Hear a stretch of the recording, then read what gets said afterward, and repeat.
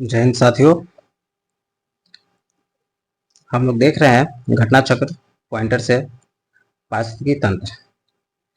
इसमें हम लोग 7 सेशन देख चुके हैं इससे पहले, और आज 8वां सेशन प्रदूषण पॉल्यूशन को बारे में जानेंगे। दोस्तों, ये बीपीएससी स्टेट पीसीएस जैसे यूपीपीसीएस, आरओ बीपीएससी के बारे में, जेपीएससी के बारे में, ये सारे एग्जामों को लेकर इन्वायरमेंट से काफ़ी क्वेश्चंस देखने को मिलता है। तो इसलिए ये आपका रिवीजन के तौर पे बहुत ही बेहतरीन सेशन चल रहा है। आप लोग इसे देखें और फर्स्ट रिवीजन जरूर आप लोग करें। तो हम लोग बिना देर के हुए इसको आगे बढ़ते हैं। आज का पहला क्वेश्चन है, हवा में तैरते हुए शोषणीय सूक्ष्म कणों का आकार होता है। क्या कह रहा है? हवा में तैरते हुए शोषणीय सूक्ष्म कणों का आकार होता है। कितने का होता है? तो 5 माइक्रोन से कम होता है। जो हम लोग सांस लेते हैं इसमें बहुत सारे छोटे छोटे कणों आते हैं, जो कम से कम ये क्या होता है? 5 माइक्रोन से कम होता है। जलवायु एवं स्वच्छ वायु गठबंधन विभिन्न देशों, नागरिकों, समाजों व निजी क्षेत्रों का एक वैश्विक प्रयास है जो अल्पजीवीय जलवायु प्रदूषकों को न्यूनीकृत कर प्रतिबद्ध है। तो ये क्या है? वायु की गुणवत्ता को बेहतर बनाने हेतु ये सारे के सारे जो भी है संगठन वगैरह जो बनता है।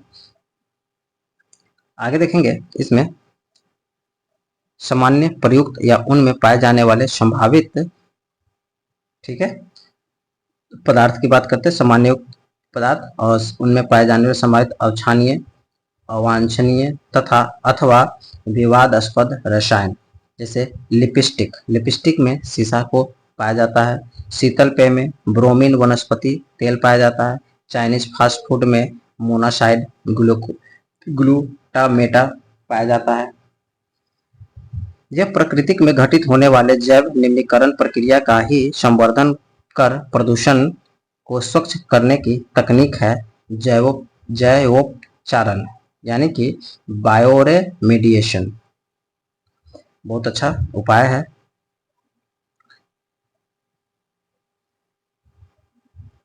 जैवोपचारण के लिए विशेषतः अभिकल्पित सूक्ष्म जीवों को सृजित करने के लिए उपयोग किया जा सकता है।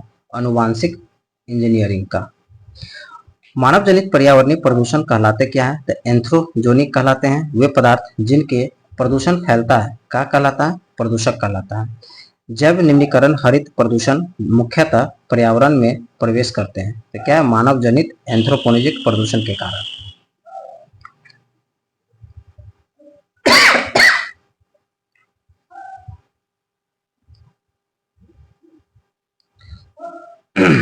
जैव विघटित प्रदूषक, सॉरी आज का जैव विघटित प्रदूषक क्या है? तो वाहित मल। जैव प्रदूषक को सूक्ष्म जीवों जैसे कि जीवाणु आदि के द्वारा समय के साथ साथ प्रकृति में सरल हानिकारक तत्वों को विघटित कर दिए जाते हैं। क्या कहलाते हैं? जैव विघटित प्रदूषक।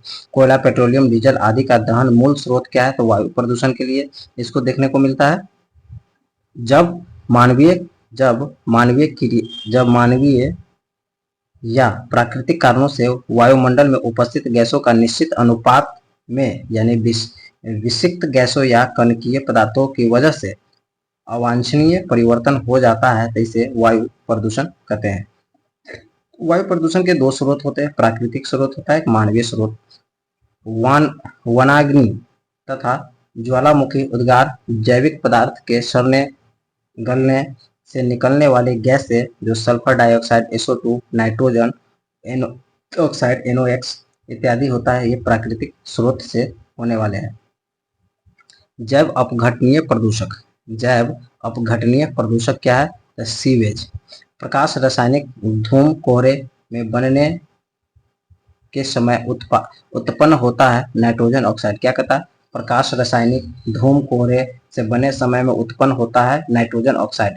प्रकाश रासायनिक धूम कोहरे, स्मॉग शब्द बना है स्मोक और फॉग्स के मिलने से। जहां एक जहां पर अधिक यातायात रहता है वहां पर भी गर्म पारिस्थितियों तथा तेज सूर्य विकिरण से निर्माण होता है प्रकाश रासायनिक ध्रुव कोहरे का। नाइट्रोजन के ऑक्साइड ओजोन तथा पेरोक्सी एसिटिल नाइट्रेट से बनता है प्रकाश रासायनिक ध्रुव कोहरा। इंपॉर्टेंट क्वेश्चन है, इसको ध्यान देना है। नाइट्रोजन के ऑक्साइड NOx तथा O3 तथा पैरोक्सी एसिटिलीन नाइट्रेट से बनता है क्या? प्रकाश रासायनिक ध्रुव कोहरा। सूर्य विकिरण वाले क्षेत्रों में या खास मौसम में विभिन्न ध्रुव कोहरे अपूर्ण रूप से बनता है। ऐसी वायु को कहते हैं भूरी वायु। भूरी वायु। प्रकाश रासायनिक ध्रुव का बनना किनके बीच अभिक्रिया का परिणाम होता है? तो NO2, O3 और पैरोक्सीटिलीन नाइट्रेट के बीच सूर्य प्रकाश में उपस्थित है।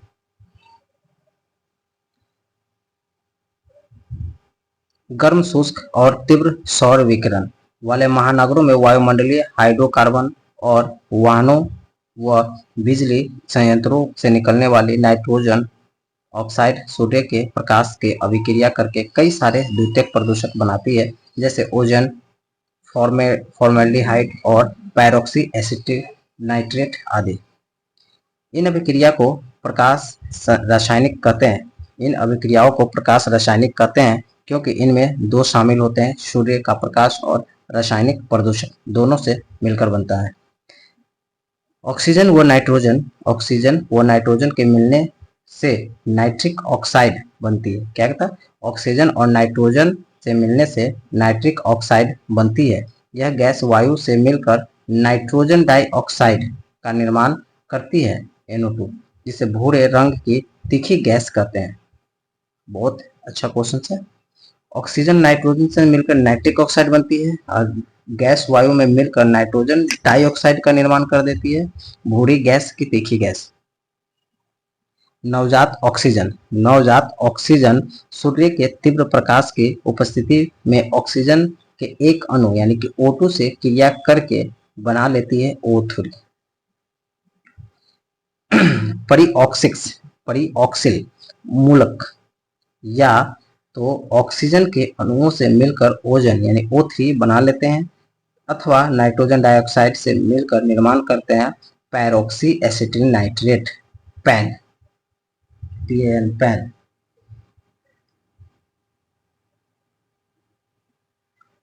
यह क्लोरोप्लास्ट को नुकसान पहुंचाता है। इस वजह से प्रकाश संश्लेषण की क्षमता एवं पौधे का विकास कम हो जाती है। यह कोशिका के माइटोकॉन्ड्रिया में होने वाले इलेक्ट्रॉन यातायात प्रणाली के बाधित करता है। यह एंजाइम प्रणाली को भी प्रभावित करता है। कौन सा करता है? पैन।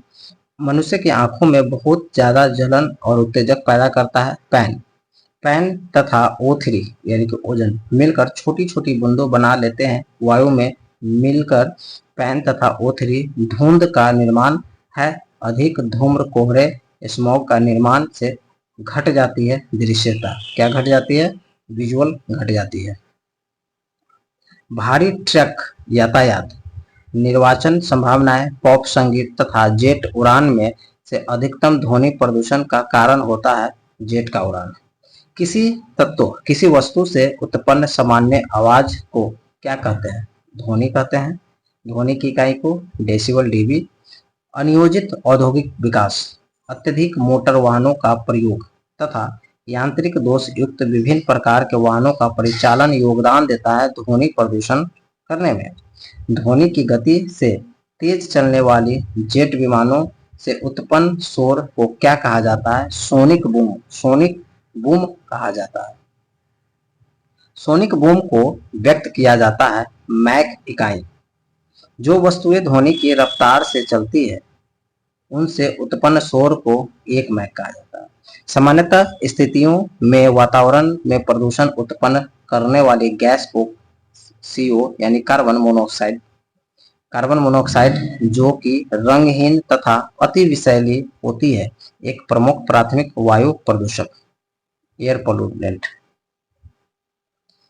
CO वायुमंडल में कम समय के लिए रहती है तथा इसका ऑक्सीकरण हो जाता है CO2 में। एक द्वितीयक प्रदूषक नहीं है सल्फर डाइऑक्साइड।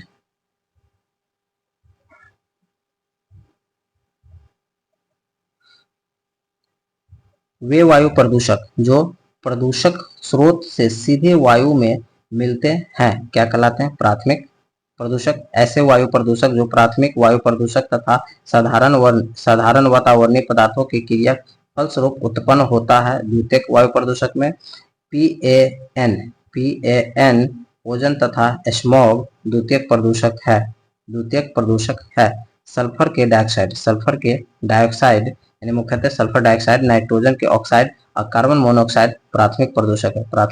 प्राइमरी पोल्यूटेंट को कहते हैं सल्फर डाइऑक्साइड, नाइट्रोजन के ऑक्साइड, कार्बन डाइऑक्साइड।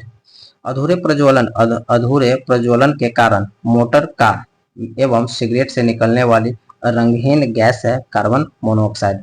यह रक्त हीमोग्लोबिन के साथ क्रिया करके एक अस्थायी यौगिक बना लेती है, जिससे हीमोग्लोबिन ऑक्सीजन को ऊतकों तक नहीं पहुंचाया पाता है। यह मानव स्वास्थ्य के लिए अत्यंत हानिकारक गैस है कार्बन मोनोऑक्साइड।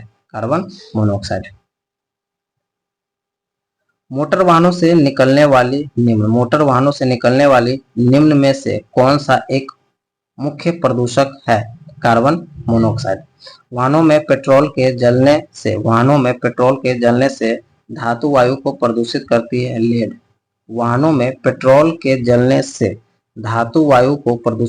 है लेड। इंजन में नॉकिंग रोकने के लिए प्रयुक्त किया जाता है लेड को। बच्चों के दिमाग के विकास में बाधा पहुंचाता है। इनके बुद्धि लब्धि लेवल यानी आईक्यू को घटाता है तथा वयस्कों के हृदय शोषण संबंधी बीमारियों में उत्पन्न करता है लेड। वायु प्रदूषकों में से जो रक्त धारा को दुष्प्रभावित कर मौत उत्पन्न कर सकता है कार्बन डाइऑक्साइड। वायु प्रदूषक ऑक्सीजन की अपेक्षा अधिक शीघ्रता से रक्त में हीमोग्लोबिन घुल जाती है कार्बन मोनोऑक्साइड।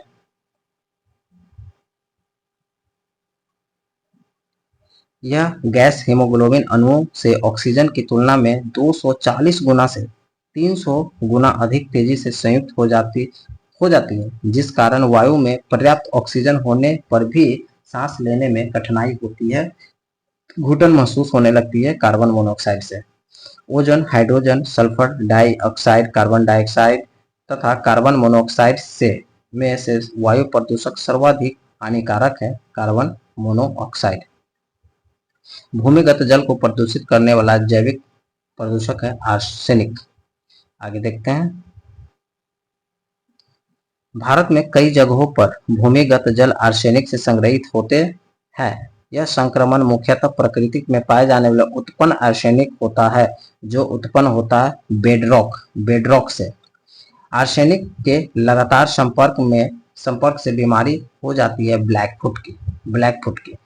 WHO के मानक के अनुसार आर्सेनिक की मात्रा होनी चाहिए 0.05 मिलीग्राम पर लीटर। धान का पौधा बेहतर अवशोषक माना जाता है आर्सेनिक का। भूजल के जरिए आर्सेनिक अनाज में पहुंच जाता है, इससे प्रभावित होता है समूची खाद्य श्रृंखला। उर्वरक के अत्यधिक प्रयोग से होता है मृदा प्रदूषण, जल प्रदूषण, वायु प्रदूषण। यह प्रदूषण विभिन्न प्रकार के फसलों के माध्यम से मानव एवं पशुओं के आहार श्रृंखला में भी पहुंचता है तथा विभिन्न प्रकार के गंभीर बीमारी से मनुष्य एवं पशुओं को ग्रस्त करता है। उर्वरक अकार्बनिक पोषक जैसे फॉस्फेट, नाइट्रेट घुलकर जलीय पारिस्थितिकी तंत्र में आ जाती है। यह जलीय पारिस्थितिकी तंत्र में बढ़ाती है सुपोषण, यूट्रोफिकेशन। कार्बन उर्वरक तथा कीटनाशक अवशेष मृदा के रासायनिक गुणों को बदल देते हैं तथा विपरीत प्रभाव डालते हैं भूमि के जीवों पर। औद्योगिक मलबे से सर्वाधिक रासायनिक प्रदूषण होता है। औद्योगिक मलबे से, चमड़ा उद्योग से। जल प्रदूषण तथा मृदा प्रदूषण के लिए प्रमुख रूप से यही उद्योग उत्तरदायी है। चमड़ा, जल और मृदा दोनों के प्रदूषण के लिए चमड़ा उद्योग सबसे ज्यादा प्रभावी होता है। अम्ल वर्षा निम्नांकित द्वारा वायु प्रदूषण के कारण होती है, तो नाइट्रस और सल्फर डाइऑक्साइड। नाइट्रस ऑक्साइड एवं सल्फर डाइऑक्साइड के कारण अम्ल वर्षा होता है। सामान्य ऐसी वर्षा जिसका पीएच मान 5-6 से कम हो क्या कहलाता है? अम्ल वर्षा। 5-6 से कम पीएच मान हो उसको एसिड रेनिंग कहते हैं। वातावरणीय प्रदूषण औद्योगिक निस्यंत्रों एवं प्राकृतिक में होने वाले विभिन्न क्रियाओं के फलस्वरूप उत्पन्न सल्फर डाइऑक्साइड तथा नाइट्रस ऑक्साइड गैस वायुमंडल में पहुंचकर ऑक्सीजन और बादल के जल के साथ रासायनिक अभिक्रिया कर क्रमशः सल्फ्यूरिक अम्ल तथा नाइट्रिक अम्ल बनाकर वर्षा के साथ पृथ्वी पर गिरती है, जो अम्ल के जमाव अम्लीयता का लगभग आधा हिस्सा वायुमंडल से पृथ्वी पर स्थानांतरित होकर जमा होता है शुष्क रूप में। मरुस्थलीय क्षेत्र में शुष्क से आर्द्र निक्षेप का अनुपात उच्च रहता है, क्योंकि वहां पर ज्यादा होता है, क्या होता है? शुष्क जमाव।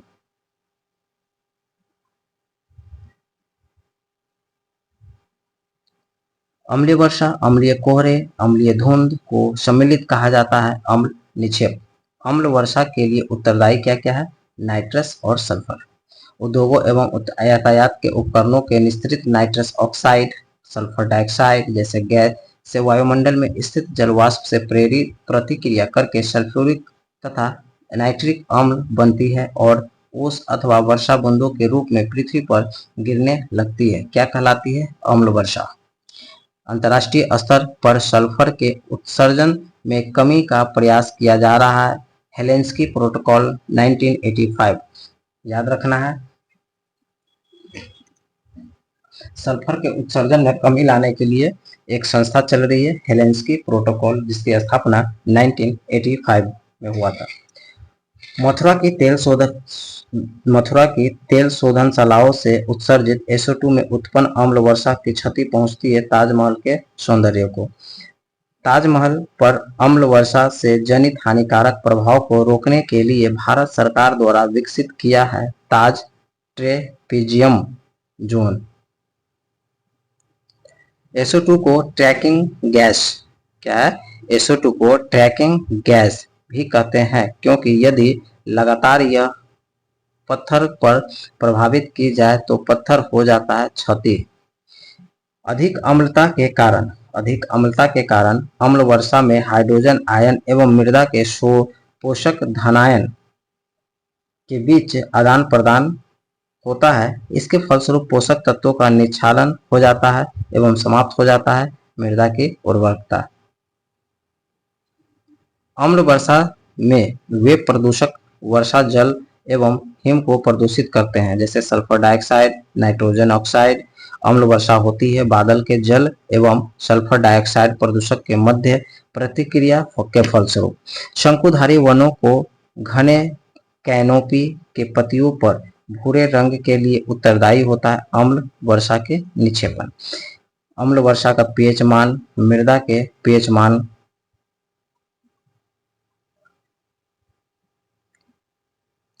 अम्ल वर्षा जहरीली धातुओं को उनके प्राकृतिक रासायनिक यौगिकों से टूटने में मदद करती है। ये धातु पीने योग्य जल एवं मृदा में प्रवेश दुष्प्रभाव डालते हैं। बच्चों के तंत्रिका तंत्र पर वर्षा के पानी में घुलने से वर्षा का पानी अम्लीय वर्षा हो जाता है सल्फर डाइऑक्साइड के कारण। एक वायु प्रदूषक गैस है जो है और जीवाश्म ईंधन के ज्वलन स्वरूप उत्पन्न होता है सल्फर डाइऑक्साइड। वायु प्रदूषण से संबंधित नहीं है तो यूट्रोफिकेशन जल में जब जैविक तथा अजैविक दोनों प्रकार के पोषक तत्वों की वृद्धि हो जाती है तो इस घटना को सुपोषण कहते हैं। क्या कहता है? जल में जैव और अजैव दोनों प्रकार के पोषकों तत्वों की वृद्धि हो जाती है तो इस घटना को सुपोषण कहते हैं। अत्यधिक पोषकों की उपस्थिति में शैवाल का विकास तेजी से होने लगता है, इसे कहते हैं शैवाल Bloom, algal Bloom. Asbestos fibre से घिरे वातावरण में ज्यादा देर रहने से हो सकता है एस्बेस्टोसिस। फ्लाई फ्लाई ऐश एक प्रदूषक दहन उत्पादक है जो जलाने से प्राप्त होता है। कोल यानी कि पत्थर के कोयले को कोल के दहन से उत्पन्न प्रदूषक है फ्लाई ऐश। कोयला आधारित ताप विद्युत घरों से उत्पन्न होने वाले एक सूक्ष्म पाउडर के जीवों में होता है शोषण संबंधी रोग, जिसे वायु में मिलने से रोकने के लिए इलेक्ट्रोस्टैटिक अवक्षेपक या अन्य कण निस्पंदन उपकरणों का प्रयोग किया जाता है फ्लाई ऐश में। ग्रीन मफलर किससे संबंधित है? ध्वनि प्रदूषण से। ग्रीन मफलर ध्वनि प्रदूषण से संबंधित है। विशालकाय हरे पौधे अधिक ध्वनि प्रदूषण वाले क्षेत्र में रोपित किए जाते हैं क्योंकि उनमें ध्वनि तरंगों के अवशोषण करने की क्षमता होती है। ध्वनि प्रदूषण को नियंत्रित करने वाले ये हरे पौधे ग्रीन मफलर कहलाता है। Green muffler. भोपाल गैस त्रासदी यानी कि मिथाइल आइसोसाइनेट मिक रिसाव की घटना कब हुई थी? 3 दिसंबर 1984 को यह घटना हुई थी। 3 दिसंबर 1984 को। भोपाल में यूनियन कार्बाइड फैक्ट्री जो गैस रिस गई थी वहां थे मिथाइल आइसोसाइनेट। भोपाल गैस त्रासदी में जिस गैस के रिसने पर बड़े पैमाने पर मृत्यु हुई थी MIC। भोपाल गैस त्रासदी से संबंधित यौगिक का नाम है मिथाइल आइसोसाइनाइड। पॉलीथीन की थैलियों को नष्ट नहीं किया जा सकता क्योंकि वे बनी होती है पॉलीमर से। मूलतः कार्बन एवं हाइड्रोजन के अणुओं के मिलने से बनता है।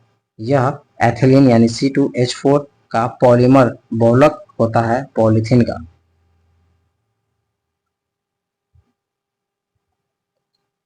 इसकी खोज 1953 में इटली के रसायन शास्त्री गिलियो नता और कार्ल जिगलर जर्मनी ने किए। उन्होंने सर्वप्रथम देखा कि कार्बन एवं हाइड्रोजन के कण आपस में एक श्रृंखला बनाते हैं तथा एकल बंध एवं द्विबंध के रूप में स्थापित हो जाते हैं। इस खोज के लिए गिलियो नत्ता एवं कार्ल जिगलर को 1963 में रसायन का नोबेल पुरस्कार दिया गया पॉलीथीन के लिए। 1963 पॉलीथीन के लिए।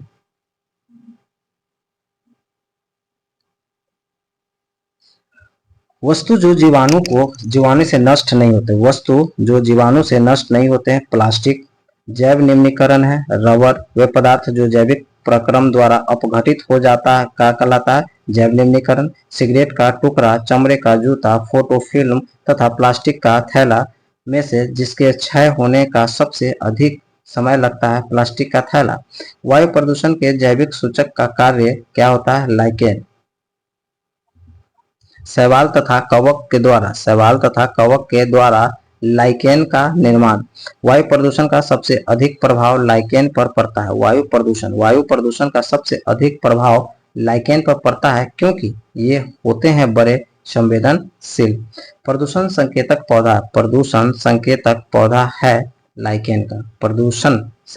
पौधा है लाइकेन का।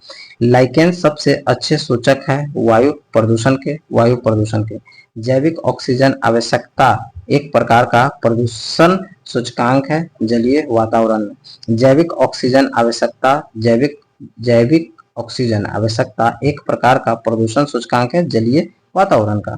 बीओडी का अधिक होना। क्या कह रहा है? बीओडी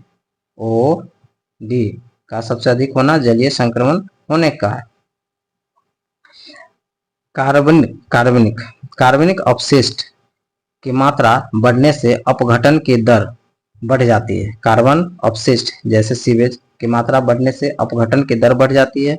ओटो का उपयोग भी इसी के साथ बढ़ जाता है। इसके फलस्वरूप मात्रा घटेगी क्या? तो घुली ऑक्सीजन की डिजॉल्व ऑक्सीजन DO। कुछ ही सहनशील प्रजातियां के जीव तथा कुछ कीटों के डिंब की बहुत अधिक प्रदूषित तथा कम DO वाले जल में जीवित रह सकते हैं जैसे कि एनेलिड रह सकते हैं।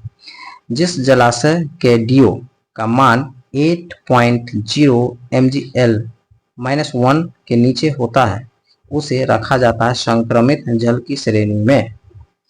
किसी जल क्षेत्र में बीडीओ की अधिकता संकेत देती है तो इसका जल सीवेज में प्रदूषित हो रहा है।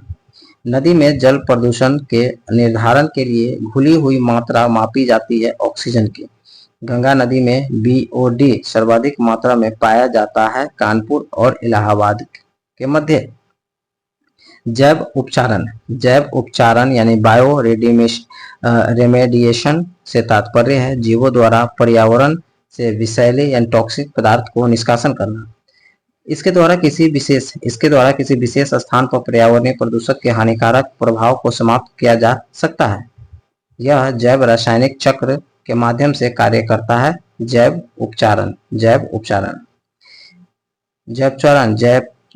उपचार यदि प्रदूषण प्रभावित क्षेत्र में किया जाता है तो इसे क्या कहा जाएगा? स्व स्थानों जैव उपचार, स्व स्थानों यानी C2 बायो रेमेडिएशन।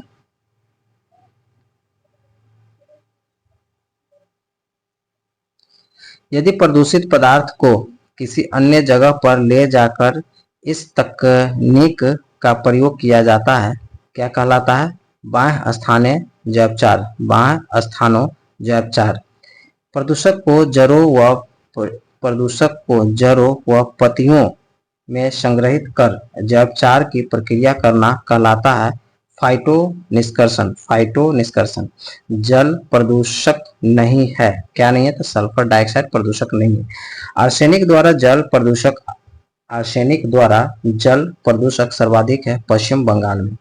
भारत के गंगा ब्रह्मपुत्र के मैदानी इलाकों तथा बांग्लादेश के पद्मा मेघना के मैदानी इलाकों में भूमिगत जल प्रदूषित देखने को मिलता है। आर्सेनिक प्रदूषण के बारे में भारत के 7 राज्यों पश्चिम बंगाल, झारखंड, बिहार, उत्तर प्रदेश, असम, मणिपुर, छत्तीसगढ़ और राजनांदगांव में छत्तीसगढ़ के राजनांदगांव में भूमिगत जल प्रभावित है आर्सेनिक प्रदूषण से। कितने? 7 राज्य, पश्चिम बंगाल, झारखंड, बिहार, उत्तर प्रदेश, असम, मणिपुर, छत्तीसगढ़ और भी छत्तीसगढ़ का राजनांदगांव। भूजल में आर्सेनिक की अणु में सीमा है 10 माइक्रोग्राम प्रति लीटर। चेरनोबिल दुर्घटना एक है। चेरनोबिल किससे दुर्घटना संबंधित है? तो नाभिकीय दुर्घटना से चेरनोबिल। ये क्वेश्चंस आया हुआ एग्जाम में, इसको हाईलाइट कर ले, नोट कर ले। चेरनोबिल ऐसे सारा क्वेश्चंस एग्जाम में पूछा हुआ ही इसमें दिया जाता है। रूस में चेरनोबिल स्थित परमाणु केंद्र में नाभिकीय दुर्घटना हुई थी 26 अप्रैल 1986 को। रूस में चेरनोबिल। विघटित होते रेडियो एक्टिव न्यूक्लाइड से उत्पन्न होने वाला विकिरण स्रोत क्या है? रेडियो एक्टिव प्रदूषण का। विकिरणों के प्रभाव से जीवों के आनुवंशिक गुणों पर भी पड़ता है हानिकारक प्रभाव। जैविक रूप से विघटित होता है मल। स्वचालित वाहन निर्वातक का सबसे अविषालु धातु प्रदूषक है लेड। क्या है? स्वचालित वाहनों निर्वातक का सबसे अविषालु प्रदूषक है लेड। स्वचालित वाहनों में एंटी नॉकिंग एजेंट के रूप में प्रयोग किया जाता है लेड का। Anti knocking. केंद्रीय तंत्रिका तथा मस्तिष्क। केंद्रीय तंत्रिका तंत्र, मस्तिष्क, पाचन तंत्र आदि प्रभावित होता है लेड से। पेयजल में कैडमियम की अधिकता हो जाती है। इटाई रोग। पारा, मरकरी युक्त जल पीने से मिनी माता। अगर जल में पारा की मात्रा बढ़ गया तो मिनी माता। जल में कैडमियम की अधिकता हो गया तो इटाई। जल में लेड की मात्रा बढ़ गया तो आपका तंत्रिका तंत्र, मस्तिष्क, पाचन तंत्र इत्यादि प्रभावित होगा। क्लियर समझ में आ गया? जल में पारा यानी मरकरी के बढ़ने से, कैडमियम के बढ़ने से, लेड के बढ़ने से क्या क्या प्रॉब्लम हो सकती है। ओके। 1987 में के अधिनियम में ध्वनि प्रदूषण को भी शामिल किया गया था। वायु प्रदूषण एवं नियंत्रण अधिनियम 1981 के तहत भारत का सर्वाधिक प्रदूषित नगर अलंकेश्वर जनवरी माह में उत्पन्न मौसमी कारक तथा जो उत्तर भारत में असाधारण ठंडा का बना रहना ला नीनो का प्रभाव से होता है। ला नीनो का प्रभाव से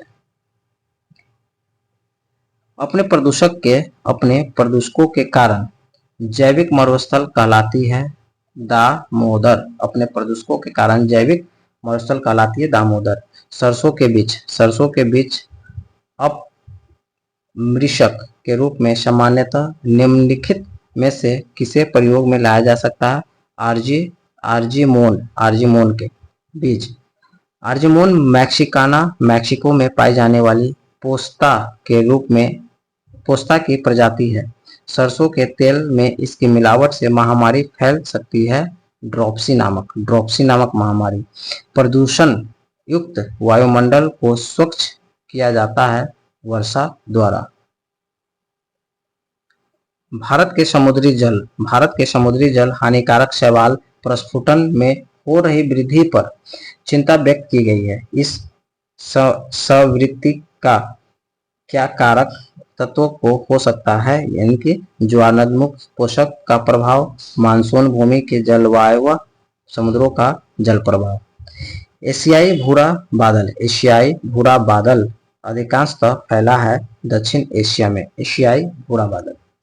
एशियाई ब्राउन क्लाउड या एशियाई भूरा बादल उत्पन्न होता है वायु प्रदूषण के कारण।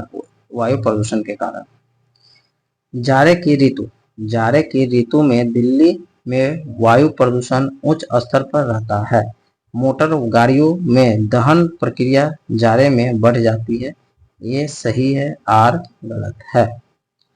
एक रंगहीन गंधहीन रेडियोधर्मी एक्टिव अक्रिय गैस है रेडॉन का। क्या कहता है? एक रंगीन गंधहीन रेडियो एक्टिव अक्रिय गैस है रेडॉन की। फेफड़े का कैंसर तथा रक्त कैंसर होने की संभावना रेडॉन गैस से है।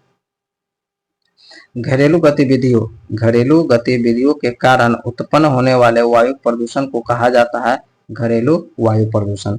WHO के अनुसार प्रति वर्ष लाखों लोगों की मृत्यु हो जाती है घरेलू वायु प्रदूषण के कारण। सिगरेट के धुएं में मुख्य रूप से कार्बन मोनोऑक्साइड और बेंजीन पाया जाता है।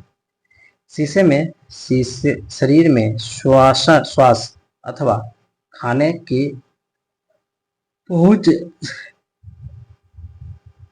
शरीर में श्वास अथवा खाने से पहुंच सीसा लेड स्वास्थ्य के लिए हानिकारक है।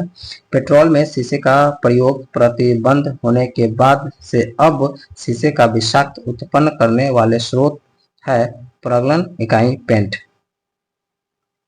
घरों में पुताई के लिए इस्तेमाल किए जाने वाले पेंट में असुरक्षित स्तर तक हो सकती है शीशे की मात्रा।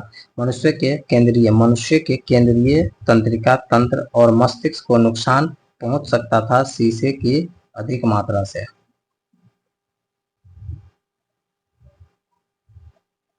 सूची को मिलाना है। वायु प्रदूषक और प्रभावित अंग जैसे एस्बेस्टस से आपका फेफड़ा, शीशा से मस्तिष्क, पारा से उदर, कार्बन मोनोऑक्साइड से रक्त। एस्बेस्टस जहरीला पदार्थ है, इसकी धूल से हो सकता है फेफड़ों का कैंसर। पारे की विषाक्त से उत्पन्न होता है उदर संबंधी समस्या होती है। कार्बन मोनोऑक्साइड लीवर एवं किडनी को क्षति पहुंचाता है। कार्बन के ऑक्साइड कैंसर के लिए है। धूल कण श्वास संबंधी रोग के लिए। शीशा केंद्रीय नर्वस सिस्टम के लिए। रक्त में घुलकर कोशिकीय शोषण को बाधित करती है तथा यह हृदय की क्षति पहुंचाती है। मोनोऑक्साइड मानव शरीर में कैंसर उत्पन्न करते हैं नाइट्रोजन ऑक्साइड की वजह से।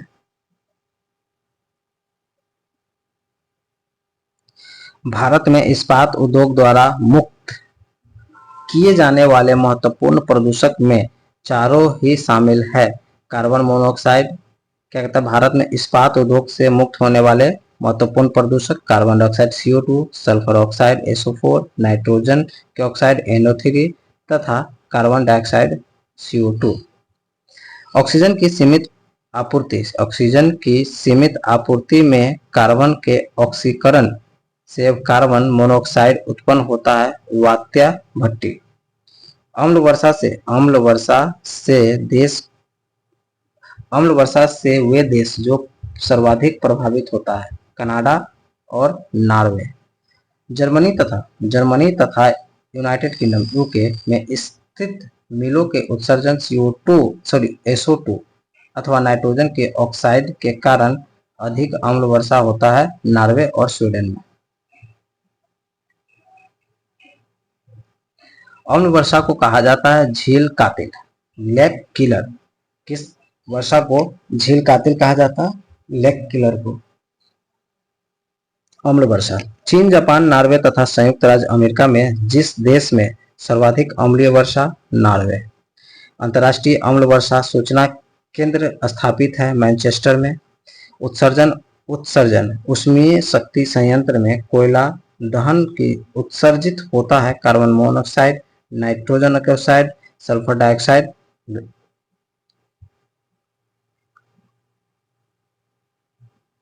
ईंधन के रूप में कोयले का उपयोग करने वाले शक्ति संयंत्रों का प्राप्त फ्लाई ऐश के संदर्भ में सही कथन है। तो फ्लाई ऐश का उपयोग भवन निर्माण के लिए ईंटों का उत्पादन में किया जा सकता है। फ्लाई ऐश का उपयोग कंक्रीट के कुछ पोर्टलैंड सीमेंट अंश का स्थापन के रूप में किया जा सकता है। कोयला आधारित विद्युत संयंत्रों से विद्युत उत्पादन के फलस्वरूप उत्पादक वायु के रूप में फ्लाई ऐश होता है। यह सूक्ष्म पाउडर होता है जो वायु के साथ दूर तक यात्रा करता है। कहता है यह सूक्ष्म पाउडर होता है जो वायु के साथ दूर तक यात्रा करता है। इसमें सीसा, आर्सेनिक, कॉपर जैसे जहरीली भारी धातुओं के कारण भी होता है फ्लाई ऐश। अनाजों तथा तिलहनों के अनुपयुक्त रखरखाव और भंडारण के परिणाम स्वरूप अविशी का उत्पादन होता है, जिन्हें एफ्लोटॉक्सिन के नाम से जाना जाता है, जो सामान्यतः भोजन बनाने के आम विधि द्वारा नष्ट नहीं होते हैं, जिसके द्वारा उत्पादित होते हैं वह फफूंदी। मुख्यतः एस्परजिलस फ्लेक्स द्वारा उत्पन्न होता है एफ्लाटॉक्सिन में एक कैंसर जनक पदार्थ होता है जो उत्पन्न करता है यकृत कैंसर। यकृत कैंसर के लिए एफ्लाटॉक्सिन। वायु प्रदूषण की रोकथाम की एक यंत्रीय विधि नहीं है तब साइक्लोन डिवाइडर। वायु प्रदूषण कोई दूर दूर तक इसका संबंध नहीं है भैया। कारखाने की चिमनियों से उत्पन्न धुएं तथा कालिख के साथ मिश्रित कणीय पदार्थों को अलग करने के लिए प्रयोग किए जाने वाले विशिष्ट फिल्टर को कहते हैं बैग फिल्टर कहते हैं। 50 माइक्रोन से कम व्यास वाले कणकीय पदार्थों को पृथक करने के लिए प्रयोग किया जाता है बैग फिल्टर। रेडियोधर्मी देखते हैं। रेडियोधर्मी प्रदूषण से संबंधित कथन। यह वायु में आनुवंशिक परिवर्तन लाता है, यह रक्त संचार में व्यवधान पैदा करता है, यह कैंसर पैदा करता है, यह तेलीय पंख तथा बिखरे हुए तेल के उपचार हेतु पारिस्थितिकी को अनुकूल विकसित प्रौद्योगिकी है आयल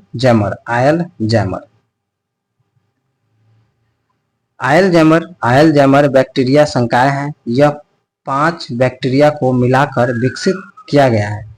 इसमें उपस्थित बैक्टीरिया तेल में मौजूद हाइड्रोकार्बन यौगिक को अपना भोजन बनाते हैं तथा इनके परिवर्तित कर देते हैं हनी रहित CO2 जल में।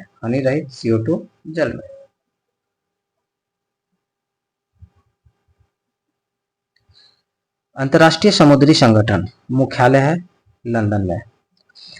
यह संयुक्त राष्ट्र संघ की विशेष एजेंसी है जिस पर अंतर्राष्ट्रीय नौवहन को सुरक्षा सुधार संबंधी उपाय करने और पोतों से होने वाले समुद्री प्रदूषण को रोकथाम की जिम्मेदारी है। यह संस्थान उत्तरदायित्व और मुआवजा से संबंधित वैधानिक मामले को देखने के अलावा अंतर्राष्ट्रीय समुद्री यातायात को सुविधाजनक बनाने का कार्य करती है। अंतर्राष्ट्रीय समुद्री संगठन। जैव शौचालय प्रणाली में अपशिष्ट पदार्थ को विखंडित कर उसे पानी और गैस में परिवर्तित कर देता है अवायवीय जीवाणु। जैव शौचालय प्रणाली में पानी को टैंक में जमा कर उसे क्लोरीन की मदद से साफ कर दिया जाता है, जबकि गैस हो जाती है वाष्पीकृत। भारत के कुछ भागों में पीने के जल में प्रदूषक के रूप में पाए जाते हैं आर्सेनिक, फ्लोराइड तथा यूरेनियम। Fluoride, uranium, arsenic. नौकनी संलक्षण उत्पन्न होता है फ्लोराइड के प्रदूषण से। इंपॉर्टेंट क्वेश्चन है, नौकनी संलक्षण किस प्रदूषण से होता है? तो फ्लोराइड के प्रदूषण से। नौकनी यद्यपि पानी में अल्प मात्रा में उपलब्ध होता है जो मसूड़े और दांतों को संरक्षण प्रदान करता है, परंतु इसका अत्यधिक सांद्रण यानी कि फ्लोरेसिस नामक रोग का कारण बनता है। अत्यधिक फ्लोराइड्स का ग्रहण करने के परिणाम स्वरूप संभावना बढ़ जाती है कुवरपीठ होने की। पैरों के मुड़ने के कारण होता है, जिसे नौकनी संलक्षण कहते हैं। उच्च फ्लोराइड संग्रहण।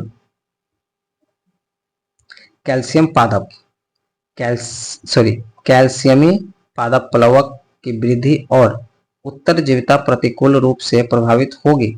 प्रवाल भित्ति की वृद्धि और उत्तरजीविता प्रतिकूल रूप से प्रभावित होगी।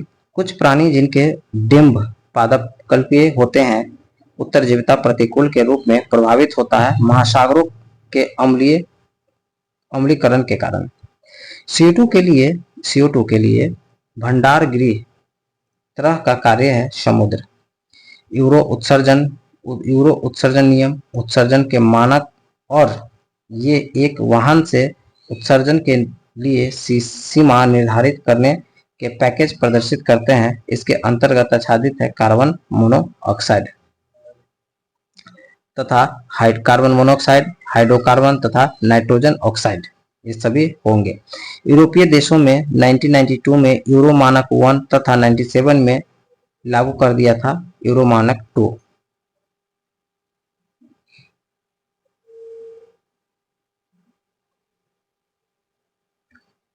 वाहनों से निकलने वाले प्रदूषक को नियंत्रित करने के लिए चरणबद्ध रूप से यूरो मानक को भारत में क्रियान्वित करने की संस्तुति की गई थी माशेलकर समिति। स्वच्छ परिवहन पर अंतर्राष्ट्रीय परिषद ने भारत को इस बात की छूट दी है कि 2020 में यूरो वी के बदले अपना सकता है, यानी कि सीधे यूरो 6 को। BS4 मानक भारत में लागू किया गया था 1 अप्रैल 2017 को। BS4 1 अप्रैल 2017 को BS4 लागू किया गया था। यूरो सेकेंड मानकों को पूरा करने के लिए अति अल्प सल्फर डीजल सल्फर की मात्रा होनी चाहिए 0.05% के। यूरो नॉर्म्स संचालित वाहनों में से एक गैस उत्सर्जन की यात्रा की सीमा निश्चित करते हैं। यह गैस कार्बन मोनोऑक्साइड है। हमारे देश के शहरों में वायु गुणवत्ता सूचकांक एयर क्वालिटी इंडेक्स के परिकलन करने में साधारणतः वायुमंडल गैसों का विचार में लिया जाता है। तो क्या होगा? कार्बन मोनोऑक्साइड, नाइट्रोजन डाइऑक्साइड तथा सल्फर डाइऑक्साइड। भारत में 8 मुख्य प्रदूषकों के आधार पर बनता है वायु गुणवत्ता सूचकांक। शहरों में बढ़ते वायु प्रदूषण को रोकने के लिए पर्यावरण एवं वन मंत्रालय द्वारा राष्ट्रीय वायु गुणवत्ता सूचकांक जारी किया गया था 17 अक्टूबर 2014 को। National national air quality index 17 अक्टूबर 2014। यह सूचकांक शहरी क्षेत्रों में वायु प्रदूषण के स्तर को बताने के लिए संख्या एक रग एक वितरण के रूप में कार्य करता है। उल्लेखनीय है कि इससे पहल आरंभ किया गया था स्वच्छ भारत अभियान मिशन के तहत। वाहनों में उत्सर्जन कार्बन मोनोऑक्साइड को कार्बन डाइऑक्साइड CO2 में परिवर्तित करने वाली उत्प्रेरक परिवर्तन को सिरेमिक डिस्क आच्छादित करता है। पैलेडियम। मृदा प्रदूषण औद्योगिक प्रदूषण की अपेक्षा अधिक खतरनाक है। मृदा प्रदूषण औद्योगिक के लिए अधिक खतरनाक है। उर्वरक तथा कीटनाशक भोजन की श्रृंखला में प्रवेश करते हैं। बिल्कुल सही है। उर्वरक पीड़कनाशी, कीटनाशक और शाकनाशी मृदा के प्रतिकूल भौतिक, रासायनिक और जैविक गुणों को नष्ट करके मृदा को बेकार कर देता है। रासायनिक उर्वरक नष्ट कर देता है मृदा के सूक्ष्म जीवों को।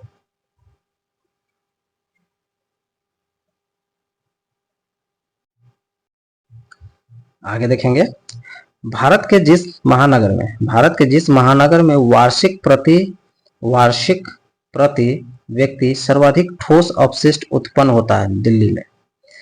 कई घरेलू उत्पाद जैसे गद्दों और फर्नीचर की गद्दियों में बोरोमिन युक्त ज्वाला मानकों का उपयोग किया जाता है। उनका उपयोग कुछ चिंता का विषय है क्योंकि इनमें पर्यावरण के निम्नीकरण के प्रति उच्च प्रतिरोधकता है। वे मनुष्य और पशुओं के संचित हो सकता है।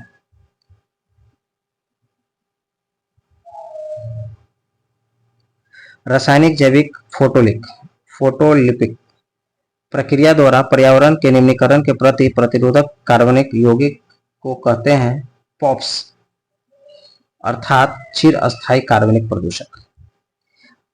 अस्थायी जैव प्रदूषक पर स्टॉकहोम अभिसमय द्वारा कुछ चिरस्थायी कार्बनिक प्रदूषकों की सूची में शामिल किया है, जैसे ब्रोमीन युक्त ज्वाला एवं मंदकों को। विभिन्न उत्पादों को विनिर्माण में उद्योग द्वारा प्रयुक्त होने वाले कुछ रासायनिक तत्वों को नैनो कणों के बारे में कुछ चिंता है क्योंकि वे पर्यावरण में संचित हो सकते हैं तथा जल और मृदा को संदूषित कर सकते हैं। वे खाद्य श्रृंखला में प्रविष्ट हो सकता है। वे युक्त मूलक के उत्पादन को विमोचित कर सकता है।